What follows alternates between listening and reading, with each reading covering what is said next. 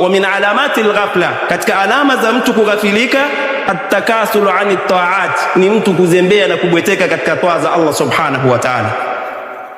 Yani wewe ukaghafilika kuingia katika taa, ukawa si mwenye kumcha Allah subhanahu wa ta'ala, hiyo ni moja ya sababu. Yani ukazembea katika kumcha Allah subhanahu wa ta'ala, ni katika sababu ambazo zinazokupelekea wewe kuingia katika ghafla, ukahesabika ni katika watu ambao ni wenye kughafilika.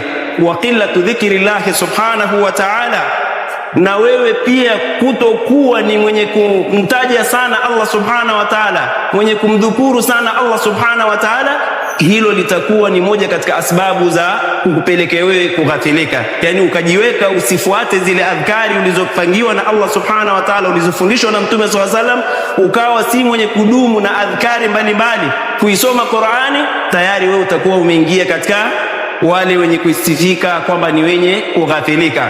Bali hiyo ghafla min sifati almunafiqin, ni katika sifa za wanafiki. Yani mtu kutokumtaja Allah subhanahu wa ta'ala ni miongoni mwa sifa za wanafiki. Sasa jipime wewe, kama utakuwa si mwenye kumtaja sana Allah subhanahu wa ta'ala, tayari kundi lako si katika wale ambao walosifiwa na Allah subhanahu wa ta'ala wenye kumcha sana na kumtaja Allah subhanahu wa ta'ala, bali utakuwa katika kundi la watu ambao ni wanafiki.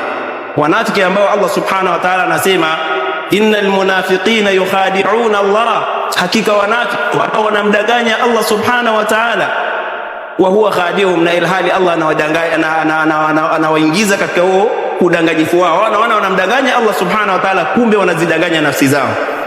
Hapa sema wa idha qamu ila salah, wanafiki tabia zao pindi wanaposimama katika taa ya Allah subhanahu wa ta'ala, wanaposimama katika swala, la yadhkuruna Allah illa qalila, wao hawamtaji Allah subhanahu wa ta'ala, na kama watakuwa wanamtaja Allah subhanahu wa ta'ala basi ni yani kwa uchache mno. Allah akasema idha qamu ila sala, wanaposimama katika swala hao ambao ni wanafiki, qamu kusala, kwanza husimama na ilhali wao ni wazembe. Yurauna nasa, na ibada yake hiyo anaifanya ifanyi kwa ikhlas, bali ni anafanya kwa lengo la kujionyesha kwa watu.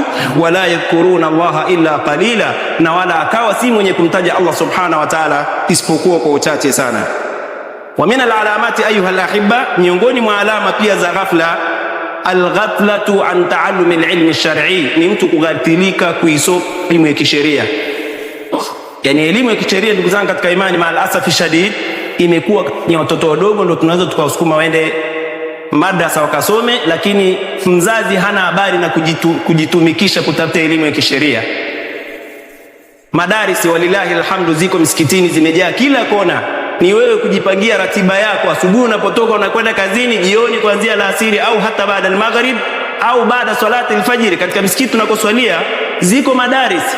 Lakini wallahi unaweza kukuta mtu kwamba kuingia kakaa katika kikao cha elimu anaona kama vile ni aibu kwake, anaona umri umeshakwenda, anaona elimu ya kumtafuta Allah subhanahu wa ta'ala ama ya kumtambua Allah subhanahu wa ta'ala, ya kujua kipi nifanye ambacho ameniamrisha Allah subhanahu wa ta'ala na amenikataza, haya tumeacha kwa watoto wadogo. Sisi tumeshakuwa maswahaba wa Mtume sallallahu alaihi wasallam, wamesoma na ilhali ni watu wazima. Nani alikuambia kwamba elimu utakapokuwa ni mtoto mdogo? Na vipi utamwabudu Allah subhanahu wa ta'ala na ilhali wewe huna ujuzi wa kumtambua Allah subhanahu wa ta'ala? Na hili ndo mara nyingi tunasema kwamba inaweza kafikia wakati madarisi ziko kila kona, bali achilia mbali, unaweza kumkamata yote unayemfahamu kwamba huyu amekuzidi kielimu, mchukue kaa naye pembeni, soma elimu, mtambue Allah subhanahu wa ta'ala, usione aibu. Vipi utamwabudu Allah subhanahu wa ta'ala na ilhali hujamtambua Allah subhanahu wa ta'ala? Kwa hiyo ndugu zangu katika imani, turejee kwa Allah subhanahu wa ta'ala, tukae katika vikao vya kielimu. Hiyo ni moja ya alama ya ghafla, kuonekana kwamba wewe hujishughulishi na kutafuta elimu na ilhali sura al-Fatiha yenyewe kuisoma wakati mwingine ni mtihani. Unaposimama mbele ya Allah subhanahu wa ta'ala, Mtume sallallahu alaihi wasallam anasema la salata liman lam yaqra bi ummi al-kitab, hana swala mtu ambaye hajasoma ummi al-kitab, akimaanisha sura al-Fatiha. Wewe hujui kuisoma sura al-Fatiha, vipi utamwabudu Allah subhanahu wa ta'ala? Si utakuwa ni fatafata tu. Kwa hiyo ndugu zangu katika imani, ni ghafla mtu kule kughafilika na kusoma elimu ya kisheria, wal ghaflatu an qira'ati al-Qur'an, bali pia mtu kughafilika na kuisoma Qur'ani, kusoma maneno ya Allah subhanahu wa ta'ala. Na hili pia ni mtihani mkubwa. Mtu anaweza kapita wiki nzima hajasoma maneno ya Allah subhanahu wa ta'ala, au mwezi mzima, na wako ambao wanasoma Qur'ani ngine Ramadhani mpaka Ramadhani. Hatuyasemi, kila mmoja katika nafsi yake anajijua mwenyewe. Hiyo ni ghafla na uko katika hatari, rejea kwa Allah subhanahu wa ta'ala.